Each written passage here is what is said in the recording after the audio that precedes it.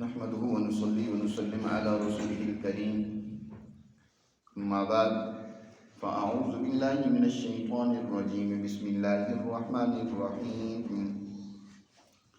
إن الله اشترى من المؤمنين أنفسهم وأموالهم بأن لهم الجنة يقاتلون في سبيل الله فيقتلون ويقتلون وعدا عليه حقا في التوراة والإنجيل والقرآن ومن أوفى بعهده من الله فاستبشروا ببيعكم الذي بايعتم به وذلك هو الفوز العظيم التائبون العابدون الحامدون السائحون الراكعون الساجدون الآمرون بالمعروف والناهون عن المنكر والحافظون لحدود الله وبشر المؤمنين صدق اللہ العظیم۔ گزشتہ آیات مبارکہ میں اللہ سبحانہ و تعالی نے منافقوں کے رویے اور ان کی خرابیوں کا تذکرہ کیا ہے۔ یہاں سے اللہ نے ایک سچی مسلمان جماعت، اس کی صفات کا ذکر کیا ہے، اور اس سے پہلے اللہ تعالیٰ نے اس بات کو واضح کی ہے کہ مسلمان جماعت جب وہ ایمان لے آتی ہے تو ایمان کا کیا مطلب ہے، اس حقیقت کو اس پر عیاں اور واضح ہو جانا چاہیے۔ جب ایک مسلمان ایمان قبول کرتا ہے تو در حقیقت وہ اللہ کے ہاتھ پر ایک بیع کرتا ہے، ایک معاملہ کرتا ہے، ایک سودا کرتا ہے، یا اللہ کے ساتھ ایک تجارت کرتا ہے۔ یہ ایمان لانا محض رسمی طور پر ایک کلمے کا پڑھ لینا نہیں ہے، بلکہ یہ در حقیقت اللہ کے ساتھ ایک معاہدہ ہے، جس کو ایسے ہی سمجھو جیسے کوئی انسان کسی کے ساتھ کوئی تجارت کا معاہدہ کرتا ہے، کسی کو کوئی چیز بیچتا ہے، اس سے رقم لیتا ہے۔ اب وہ تاجر آدمی جو اس نے چیز بیچی ہے اور جو رقم اس نے وصول کی ہے، معاملہ مکمل ہونے کے بعد اب نہ تو تاجر اپنی بیچی ہوئی چیز واپس لے سکتا ہے اور نہ ہی خریدار اپنی رقم کی واپسی کا مطالبہ کر سکتا ہے، بلکہ اسے اس معاہدے پر قائم رہنا ہے۔ اسی طرح ایک مسلمان جب ایمان قبول کرتا ہے تو در حقیقت وہ اس بات کا معاہدہ کرتا ہے کہ میری جان ہو، میرا مال ہو، یہ دونوں اللہ کے لیے قربان ہیں۔ اللہ جب میری جان کا مجھ سے مطالبہ کرے گا میں وہ حاضر کر دوں گا، اور اللہ جب مجھ سے میرا مال مانگے گا تو میں پیش کر دوں گا۔ اسلام یا ایمان کی یہی معنی ہے۔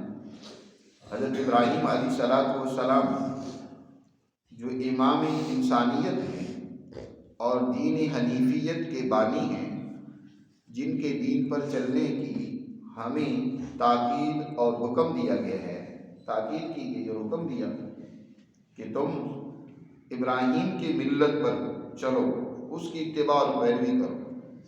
ابراہیم علیہ السلام سے جب اللہ نے فرمایا اسلم، اے ابراہیم تم مسلمان ہو جاؤ، تو حضرت ابراہیم علیہ السلام نے جواباً عرض کی کہ اسلمت لرب العالمین، کہ میں نے اپنے آپ کو رب العالمین کے حوالے کر دیا۔ کیسے حوالے کر دیا؟ ان صلاتی و نسکی و محیای و مماتی للہ رب العالمین،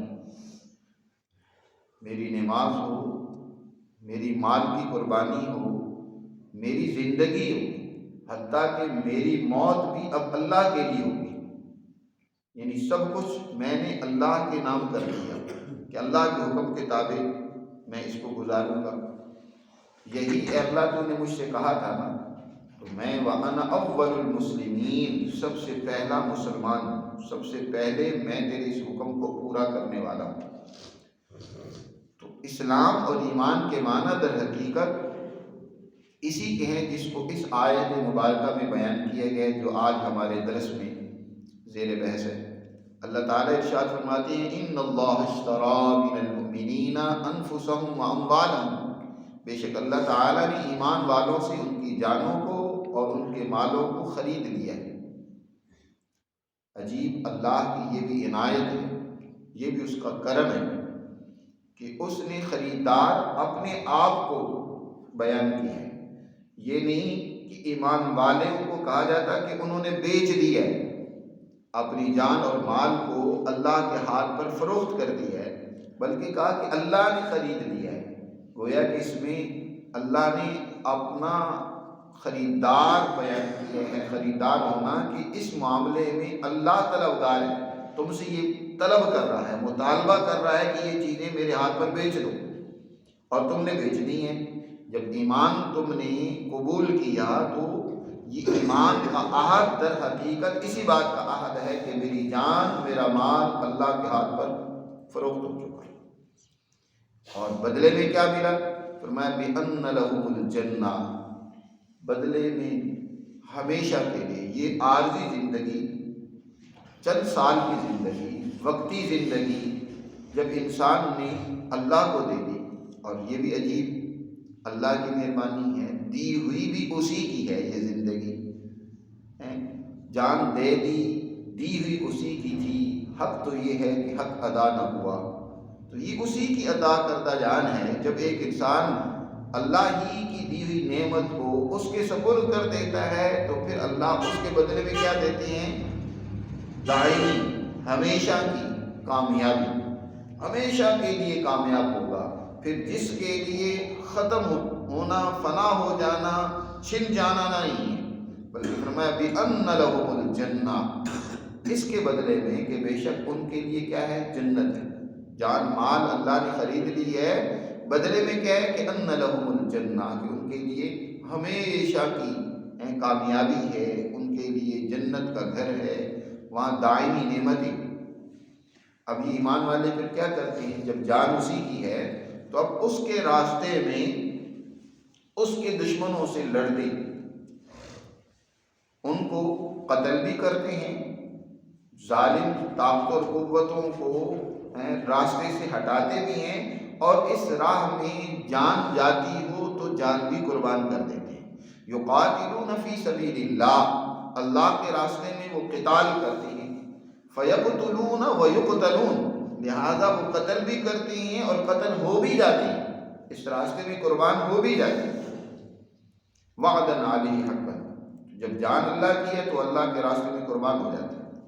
لیکن اس کا مطلب یہ نہیں ہے کہ ہر وقت وہ یا تو لڑتے رہتے ہیں، ہر وقت لڑتے رہتے ہیں یا مارتے ہیں یا مر جاتے ہیں، یہ مطلب نہیں ہے، بلکہ اس مرنے مرانے کی بھی کچھ شرائط اور قواعد و ضوابط خود اللہ نے اور اللہ کے رسول صلی اللہ علیہ وسلم نے بیان فرمائے ہیں، ان کی تفصیل اگلی آیت میں کرتا ہوں۔ وعدن علیہ حقا، یہ پکا اور سچا وعدہ ہے اللہ کا کہ اللہ نے ان کے لیے جنتوں جیسی عظیم نعمتیں رکھی ہیں۔ یہ جو بدلے میں اللہ نے نعمت دینے کا وعدہ کیا ہے، یہ اللہ کا وعدہ سچا ہے، وعدن علیہ حقا۔ اور پھر اس وعدے کا تذکرہ اور ذکر تمہیں تورات میں بھی ملے گا، انجیل میں بھی ملے گا، اور قرآن میں بھی اللہ نے کیا ہے۔ وعدن علیہ حقا فی التوراۃ والانجیل والقرآن ومن اوفی بعہدہ من اللہ۔ اور یہ بھی سنو، اللہ سے زیادہ اپنے عہد اور وعدے کو پورا کرنے والا کون ہو سکتا ہے؟ اللہ سے زیادہ، ومن اصدق من اللہ قیلا، اللہ سے زیادہ سچی بات کسی کی نہیں ہو سکتی ہے، اللہ سے زیادہ وعدے کو نبھانے والا کوئی نہیں ہو سکتا۔ فرمایا ومن اوفی بعہدہ من اللہ، اللہ سے زیادہ وعدے کو کون پورا کرے گا؟ لہذا اے مسلمانوں، جنہوں نے اللہ سے یہ سودا کیا ہے، تم اپنے سودے پر خوش ہو جاؤ، فاستبشروا ببیعکم الذی بایعتم بہ، خوشیاں مناؤ تم اپنے سودے پر جو تم نے معاملہ اللہ سے کیا ہے۔ وذالک هو الفوز العظیم، اور یہی بہت بڑی کامیابی ہے۔ صحابہ کرام رضوان اللہ تعالی علیہم اجمعین نے جب نبی کریم صلی اللہ علیہ وسلم سے یہ آیت مبارکہ سنی مسجد نبوی میں، اتنے خوش ہوئے کہ بے ساختہ زبان سے نعرہ تکبیر بلند ہوا، اللہ اکبر، کہ اللہ نے ہمارے جان و مال کے بدلے میں ہمیشہ کی کامیابی ہمیں عطا فرمائی ہے۔ خوش ہوئے۔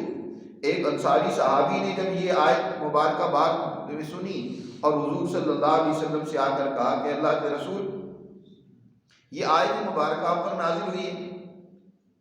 فرمایا ہاں مجھ پر نازل ہوئی ہے۔ فرمایا اللہ کے رسول صلی اللہ علیہ وسلم میں نے اپنا جان و مال اللہ کے نام پر آپ کو پیش کیا، آپ مجھے جہاں حکم دیں گے اس سے زیادہ اچھا سودا ہمارے لیے اور کیا ہو سکتا ہے کہ اللہ ہم سے سودا کر رہا ہے، اور اللہ سے زیادہ سچا وعدہ کسی کا نہیں ہو سکتا۔ دیکھو دنیا میں انسان کو خطرہ لاحق ہوتا ہے کہ یار یہ میں چیز بیچ رہا ہوں کہیں ایسا نہ ہو اس کی رقم مجھے ملے یا نہ ملے، اس کا عوض ملے یا نہ ملے، یہ ڈر اور خطرہ لگا رہتا ہے۔ لیکن فرمایا کہ یہاں اس کا کوئی خطرہ نہیں ہے، یہ پکی اور یقینی بات ہے، اللہ سے زیادہ سچا وعدہ کائنات میں کسی کا نہیں ہو سکتا۔ لہذا خوش ہو جاؤ کہ اتنا بڑا اللہ نے تمہیں انعام دیا کہ ہمیشہ کے لیے، یہ چند دن کی زندگی ہے نا، چند دن کی کتنی ہو جائے گی کسی انسان کی؟ 60 70 80 100 سال ہو جائے گی، کتنی ہو جائے گی؟ یہ چند دن کی زندگی، اور یہ بھی اسی کی دی ہوئی ہے۔ اگر تم اللہ کے نام پر قربان کرتے ہو تو اللہ ہمیشہ کے لیے تمہیں جنت کی خوشخبری دیتا ہے۔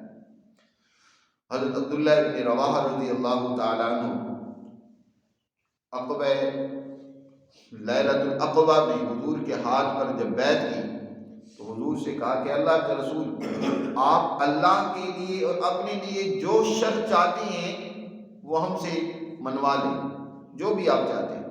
تو آپ نے فرمایا کہ اللہ کے لیے یہ ہے کہ تم اپنی جان مال اللہ کے لیے پیش کرو، جہاں بھی اللہ کا جو حکم ملے اس کو پورا کرو، اور میرے لیے یہ ہے کہ میری حفاظت کرو، اپنے جان مال کی طرح میری بھی حفاظت کرو۔ ہجرت سے پہلے حضور نے بیعت لی تھی۔ انہوں نے کہا، پوچھا اللہ کے رسول بدلے میں ہمیں کیا ملے گا؟ فرمایا اللہ کی ہمیشہ کی جنت اور نعمتیں اور راحتیں ملے گی۔ کہنے لگے واہ واہ کیا ہی عمدہ سودا ہے، اے اللہ کے رسول آپ جو بھی اب اور شرط ہم سے لگوانا چاہتے ہیں ہم اس سودے کے لیے تیار ہیں۔ تو ایمان والوں سے کہا جا رہا ہے فاستبشروا، خوش ہو جاؤ، یہ تم نے بڑا سودا کر لیا ہے، بہت بڑی دولت کما لی ہے۔ انسان کو تھوڑا سا نفع کسی فائدے کاروبار سے ہو جائے نا تو بڑا پھولا نہیں سماتا، بڑا خوش ہوتا ہے۔ جی مکان خریدنے والے نے مکان خریدا، بہت سستا مل گیا، مناسب مل گیا، یا کوئی اور چیز خریدی بہت مناسب قیمت پر مل گئی، بڑا خوش ہوتا ہے کہ بہت ہی مناسب دام مل گئی ہے۔ بھائی اس سے زیادہ بڑا نفع کا سودا نہیں ہو سکتا جو ایک ایمان والا ایمان کے ضمن میں اللہ سے کرتا ہے۔ لیکن آج افسوس ہے کہ اللہ تو اپنے وعدے کے خلاف نہیں کرتا، اور ہم اپنے وعدے میں جھوٹے ہیں، اپنی جان بھی بچاتے ہیں اور اپنا مال بھی بچاتے ہیں، اللہ کے حکم کی تعمیل ہم قدم قدم پر اس کی خلاف ورزی کرتے ہیں۔ اس راہ میں دیکھو سب سے ضروری چیز جو ہے وہ یہ ہے کہ اب اپنی تربیت کرنی ہے، اپنے نفس کو مزکہ بنانا ہے۔ انسان کا نفس وہ انسان کے راستے میں رکاوٹیں ڈالتا ہے کہ یہ سودا خراب ہو، یہ پائے تکمیل تک نہ پہنچے، ہر ممکنہ اس کو وہ ناکام کرنے، خراب کرنے کی کوشش کرتا ہے۔ اللہ کی طرف سے تو وعدہ خلافی نہیں ہوگی، لیکن اس انسان اور بندے کی طرف سے وعدہ خلافی ہوتی رہتی ہے۔ اب اس راستے میں جو رکاوٹیں ہیں ان رکاوٹوں کو دور کرنے کے لیے 7 مدارج ہیں، یعنی انسانی تربیت کے کہنے 7 درجے ہیں، 7 مقامات ہیں جو درجہ بدرجہ انسان ان کے ذریعے سے وہ کمال تک پہنچتا ہے اور اپنے سودے میں کھرا اور سچا ثابت ہوتا ہے۔ اس کو اگلی آیت میں اللہ تعالیٰ نے بیان فرمایا، التائبون العابدون الحامدون السائحون الراکعون الساجدون الآمرون بالمعروف والناہون عن المنکر والحافظون لحدود اللہ وبشر المؤمنین۔ یہ گویا کہ ایمان کے کمال کے درجات ہیں جس سے ایمان کامل ہوتا ہے، اور اس سودے کے نتیجے میں یہی کمال انسان میں پیدا ہونا مطلوب ہے۔ ان میں سب سے پہلا جو درجہ ہے انسانی تربیت اور تزکیے کا، کہ ایک انسان جب اس راستے میں قدم بڑھانا چاہتا ہے تو سچے دل کے ساتھ وہ پچھلی زندگی پر توبہ کرے۔ التائبون، توبہ کرے، جو اب تک اس میں غفلت برتی ہے، کفر میں رہا، منافقت کی زندگی تھی، یا اور کسی طرح کی خرابی میں مبتلا ہوا، تو اس پر وہ سچی توبہ کرے۔ توبہ اللہ کے راستے میں بڑھنے والے قدموں میں سے سب سے پہلا قدم ہے، التائبون، توبہ کرنے والے۔ اور اس کے بعد فرمایا جب ایک سچا انسان توبہ کر لیتا ہے تو اس کے بعد لازمی طور پر دوسرا درجہ یا دوسرا مقام اسے یہ حاصل ہوتا ہے کہ العابدون، وہ عبادت میں اپنے آپ کو لگاتا ہے، اللہ کی عبادت میں زیادہ سے زیادہ اس کی عبادت کرتا ہے، نماز، ذکر و اذکار، عبادت میں زیادہ سے زیادہ مصروف رہنا۔ جی جب توبہ کر لی تو اس کے بعد پھر اس کی بندگی اور عبادت، یہ دوسرا مقام ہے، دوسرا درجہ ہے۔ اور اس کے بعد العابدون الحامدون، جب ایک انسان عبادت میں کمال حاصل کر لیتا ہے اور سچائی اور خلوص کے ساتھ اس کا سچا بندہ بن جاتا ہے تو اب وہ اس کائنات میں غور و فکر کرتا ہے۔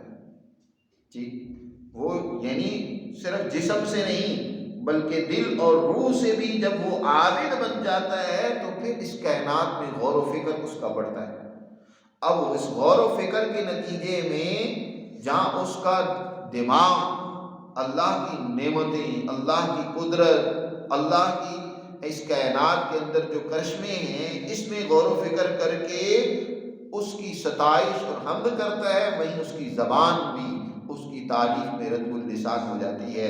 تو فرمایا تیسرا مقام آتا ہے الحامدون، کہ یہ مسلمان پھر کیا کرتا ہے، اس کی تعریف کرتا ہے، تعریف کرنے والا الحامدون۔ اور حمد کہتے ہیں اللہ کی نعمتیں جو اس کائنات میں اللہ تعالیٰ نے بے شمار نعمتیں انسان کو عطا کر رکھی ہیں۔ یہ کائنات وَيَتَفَكَّرُونَ فِي خَلْقِ السَّمَاوَاتِ وَالْأَرْضِ، وہ اس کائنات کی تخلیق میں غور و فکر کرتا ہے تو بے ساختہ سبحان پکار اٹھتا ہے، سبحانک ما خلقت ھذا باطلا، اے اللہ تو بڑا پاک ہے، تو نے یہ بیکار تھوڑا ہی پیدا کیا۔ اور کامل حمد یہ ہوتی ہے کہ اللہ کی نعمتوں کو درست اور صحیح استعمال کرے، جس کو شکر بھی کہتے ہیں۔ تو شکر اور حمد یہ دونوں ایک ہی پہلو ہیں، یعنی اللہ کا شکر ادا کرے، اس کی تعریف کرے، اور شکر یہ ہے کہ دی ہوئی اس کی نعمتوں کو درست استعمال کرے، اپنی عقل کو صحیح استعمال کرے، دوسری صلاحیتوں کو صحیح استعمال کرے۔ عجیب بات ہے، مسلمان کی تو پہچان یہ تھی کہ وہ الحامدون تھے، اللہ کی تعریف کرنے والے، اس کی نعمتوں کو استعمال کرنے والے تھے، لیکن آج اتنے ہی مسلمان کیا ہو گئے، ناشکرہ ہو گئے۔ شکر تو یہ ہے جو آج کافر ادا کر رہا ہے کہ اللہ کی کوئی نعمت زمین ہے، مثلا اس زمین 1 ایکڑ سے وہ 100 من گندم لے رہا ہے، حاصل کر رہا ہے، لیکن یہ مسلمان ہے پاکستان کا، یہ 40 من سے آگے نہیں بڑھتا، 30 من 35 40 من گندم حاصل کر رہے ہیں۔ یہ کیا اس نے شکر ادا کیا؟ شکر تو اس نے ادا کیا کہ اللہ کی نعمت کو صحیح استعمال کیا، اس سے فائدہ اٹھایا۔ تو اللہ کی نعمتوں کو استعمال کریں، اس پہ محنت کریں، اس کے درست نتائج حاصل کریں۔ جی تو الحامدون، حمد کریں۔ حمد وہ ہوتی ہے جو صرف زبان ہی سے نہیں بلکہ جوارح اور اعضاء سے بھی اس کی تعریف ہو کہ یا اللہ کیسی تیری مہربانی اور عنایتیں ہیں کہ تو نے ہمارے لیے اس زمین کو کتنا مفید بنا دیا ہے، کتنی انسانیت کی غذا کا اس کو ذریعہ بنا دیا۔ اسی طرح دیگر اللہ تعالیٰ کی نعمتوں کو درست استعمال کر کے اس کا شکر ادا کریں۔ یہ تیسرا درجہ ہے۔ اب اس کے بعد جب ایک انسان حمد کے مقام و مرتبے پر پہنچ جاتا ہے تو پھر چوتھا درجہ اور مقام یہ کہ وہ ایک جگہ پر ٹھہر نہیں پاتا۔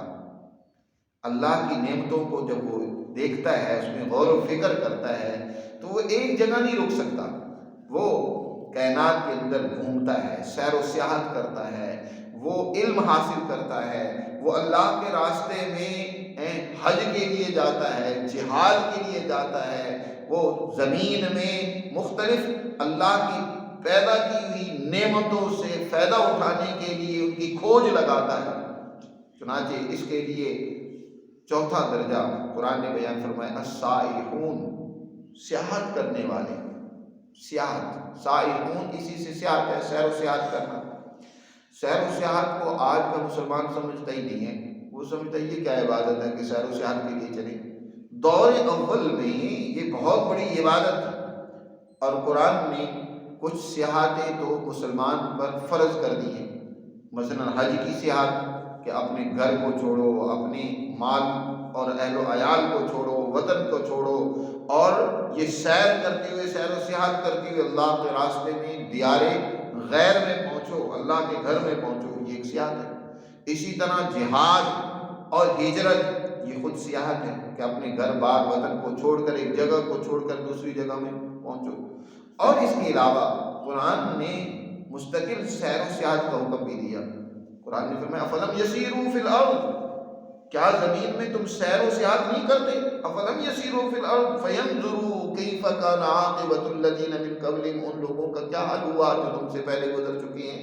کائنات میں مجرموں کا بھی حال دیکھو، چلو دنیا میں ہے۔ دوسری جگہ پہ فرمایا کتنے لوگ ایسے ہیں، وَكَأَيٍّ مِّنْ آيَةٍ فِي السَّمَاوَاتِ وَالْأَرْضِ يَمُرُّونَ عَلَيْهَا وَهُمْ عَنْهَا مُعْرِضُونَ، کتنی ایسی اللہ کی نشانیاں ہیں، لوگ ان کے پاس سے گزرتے ہیں لیکن غفلت سے ان سے اعراض کرتے ہیں، ان میں غور و فکر نہیں کرتے۔ گویا ان کے پاس سے گزرنا، کائنات میں اللہ کی بے شمار جو قدرت کی نشانیاں ہیں ان میں غور و خوض کرنا، کھوج لگانا ہے، اور اللہ کی اس پر ستائش کرنا، یہ گویا کہ ایمان کی صفت ہے، مومن کی صفت ہے۔ اور یہی صفت صرف مسلمان مردوں کے لیے نہیں ہے بلکہ خواتین کے لیے بھی۔ اللہ تعالیٰ نے سورہ تحریم میں مومنات کی یہ صفت بیان فرمائی ہے، قانتات عابدات سائحات، سیر و سیاحت کرنے والی خواتین۔ اور دور اول میں جہاں مجاہدین جہاد میں شریک ہوتے تھے وہاں خواتین بھی جہاد میں شریک ہوتی تھی، خواتین جہاد میں جاتی تھی، زخمیوں کی مرہم پٹی کرتی تھی، زخمیوں کو اٹھا کر لاتی تھی، ان کی دیکھ بھال کرتی تھی۔ جی غزوہ یرموک میں حضرت خنسہ رضی اللہ تعالی عنہ اپنے بیٹوں کے ساتھ شریک ہوئی ہیں، بیٹوں کو ترغیب دے رہی ہیں کہ بیٹو اللہ کے نام پر قربان ہو جانا، تاکہ میرے لیے سب سے بڑا یہ اعزاز و شرف ہو کہ میں شہداء کی والدہ ہوں، شہیدوں کی ماں ہوں۔ وہ عورت جو اپنے پیاروں سے اتنی محبت کرتی ہیں کہ اپنے بھائی صخر کی وفات پر کئی دن تک یہ انہوں نے سوگ منایا اور عجیب دردناک اشعار انہوں نے کہے، تو جو اپنے بھائی سے اتنی محبت کرتی ہیں اپنے بیٹوں سے کتنی محبت کرتی ہوں گی جی۔ لیکن اپنے بیٹوں کو، 4 بیٹے، چاروں کو اللہ کے نام پر شہید کر دیا غزوہ جنگ یرموک میں جی، جنگ قادسیہ کے اندر۔ جنگ قادسیہ میں چاروں شہید ہو گئے لیکن خوش ہیں۔ اس طرح خواتین اور بھی شریک ہوتی تھی جہاد میں اور اپنے مجاہدین کا حوصلہ بڑھاتی تھی، ان کے زخموں کی مرہم پٹی کرتی تھی، اور اسی طرح جو زخمی ہوتے تھے یا جو فوت ہو جاتے تھے ان کے تجہیز و تکفین میں کردار ادا کرتی تھی۔ تو یہ ایک مومن کی، چاہے وہ مرد ہو یا عورت، اس کی ایک صفت ہے کہ وہ اللہ کی زمین میں نکل کر جو ذمہ داریاں ہوتی ہیں، جس کائنات میں پھیلائی ہوئی اللہ کی نعمتیں ہوتی ہیں، ان میں غور و فکر کرتے ہیں۔ اور اسی صورت میں آگے آ رہا ہے کہ اللہ کے راستے میں نکل کر علم حاصل کرنا، ایسے مراکز میں پہنچنا جہاں علم کی تعلیم ہو رہی ہو، یہ خود مطلوب ہے۔ فرمایا فَلَوْلَا نَفَرَ مِن كُلِّ فِرْقَةٍ مِّنْهُمْ طَائِفَةٌ لِيَتَفَقَّهُوا فِي الدِّينِ، ایسا کیوں نہیں ہے کہ ایک جماعت تمہارے اندر ایسی ہو جو دین میں گہری سمجھ حاصل کرے۔ فَلَوْلَا نَفَرَ مِن كُلِّ فِرْقَةٍ مِّنْهُمْ طَائِفَةٌ لِيَتَفَقَّهُوا فِي الدِّينِ، اب دین میں گہری سمجھ حاصل کرنے کے لیے سیر کرنا، دوسرے ملک میں جانا دین سیکھنے کے لیے، دین کے لیے بھی سیر ہے۔ تو یہاں یہ وصف بیان فرمائے السائحون، جب انسان توبہ کرتا ہے، عبادت میں کمال حاصل کرتا ہے، اللہ کی نعمتوں میں غور و فکر کر کے اس کی تعریف کرتا ہے، تو پھر اس کے راستے میں نکل کھڑا ہوتا ہے السائحون۔ اور اس کے بعد پھر 5واں وصف الراکعون الساجدون، الراکعون الساجدون، رکوع کرنے والے مرد اور رکوع کرنے والی اور سجدہ کرنے والے مرد، یعنی وہ ایمان والے وہ پھر اللہ کی جو اللہ کے حکموں کی اطاعت کے لیے اپنے آپ کو جھکا دیتے ہیں، جسم سے ہی نہیں اپنے آپ کو جھکاتے کہ رکوع کی حالت یا سجدے کی حالت میں رہتے ہیں۔ اور یہ بھی یاد رکھیں یہ رکوع اور سجدہ صرف جسم سے نہیں دل سے بھی ہوتا ہے کہ انسان کا دل اللہ کے حکموں کے آگے جھک جائے۔ آج ہم جسم سے سجدہ تو کرتے ہیں لیکن ہمارے دل اللہ کے آگے جھکے ہوئے نہیں ہوتے۔ ہم رکوع کر رہے ہوتے ہیں، رکوع کرنے والا در حقیقت اللہ کے سامنے اپنی گردن جھکا دیتا ہے کہ یا اللہ جو بھی تو حکم مجھ پر لا دے گا میں اس کو بجا دوں گا۔ سجدہ کرنے والا اپنی پیشانی اس کے قدموں میں ڈال دیتا ہے، یا اللہ میری کوئی عزت نہیں ہے، میں تیرے نام پر سب کچھ قربان کرنے کے لیے تیار ہوں۔ عجیب بات ہے، یہاں نماز پڑھ کر جاتے ہیں یہی نمازی، یہی حاجی تکبر میں مغرور ہے، اللہ کے حکم کی پرواہ کوئی نہیں کرتا۔ تو یہ تو اس نے صرف جسم کو جھکایا، دل کو نہیں جھکایا۔